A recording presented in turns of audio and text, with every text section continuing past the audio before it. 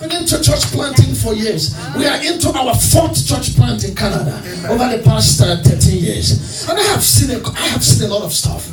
I have seen people say weird things. It pains my heart. Where are these people coming from? Who taught you? Who discipled you? Who gave you those promises? And it's God, Santa Claus. It's God for the Christmas. What are you talking about? Stop it. Stop it. Shut up. Stop it. Serve him with all of your heart. Whether he pays your bill or not, serve him with all of your heart. Whether you are healed or not, serve him with all of your heart. Whether you got married or not, serve him with all of your heart. There is no marriage in heaven. That's right. There are no children in heaven.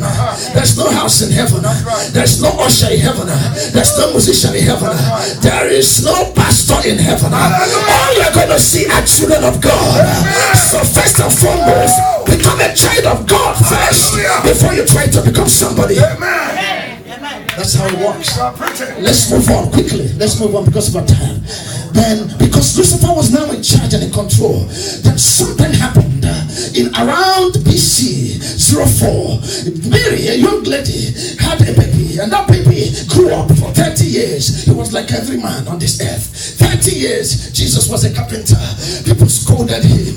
People laughed at him. 30 years, there was nothing strange about Jesus. He played games, children played. 30 years, he fetched water for Mary. 30 years, his brothers kicked him up and down, and he kicked back too. Don't tell me he didn't kick back. He kicked back. Hallelujah. Yes. Most people think Jesus was just a holy man that was thrown down from heaven, and he just did like this. Didn't touch anything. And then suddenly he appeared and said, "Hey, I am Jesus." No. That's right. No. He kicked people. That was how he learned how to kick people in Jerusalem. That's right. When he went there, who told him how to kick the table? Who told him how to punch the guys? Right. Hey, you don't know you're Jesus? Forget about what the Roman Catholic people did to Christianity. Where they have all these big hearts and big gowns, and everybody's like, "Holy, holy, holy Lord." That was not what Paul did. That's right. Paul looked at Barnabas and he said, "You are perverting the work of God. You are the enemy of righteousness. You will not say from today forward." That's right. Are you hearing what I'm saying? Amen. This is what the Pentecost came to restore. That's right. It came to restore that vibrancy. Hallelujah. It came to restore that power of dominion. I am getting there. Let's run quick. Let's run quick. Let's run quick. Let's run quickly. Luke chapter 4. Luke chapter 4. Luke chapter 4. I'm just watching my time. Luke chapter 4. Let's look at verse 18. Luke chapter 4, verse 18. This is a teaching series, and I want you to pay close attention and walk with me.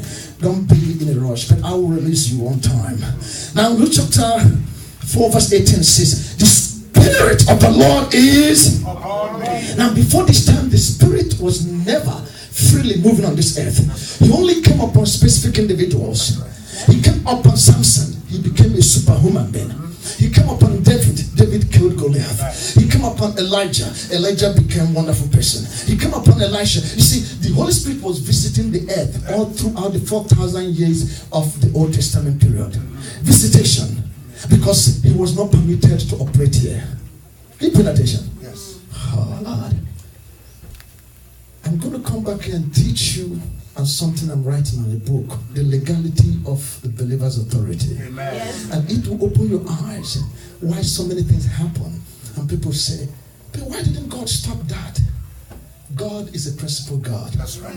Even though God loves you, I want to bless you and make you a millionaire. But already in his word, he said, "He who gives bountifully will be rewarded bountifully. He who gives sparingly will receive sparingly." Guess what? Even if you are dying of hunger and you can't pay your bills and you have not been faithful in helping God's work with what he said, he cannot bypass his word. That's right. And be driven by sympathy. Say it again. He cannot do it. That's right.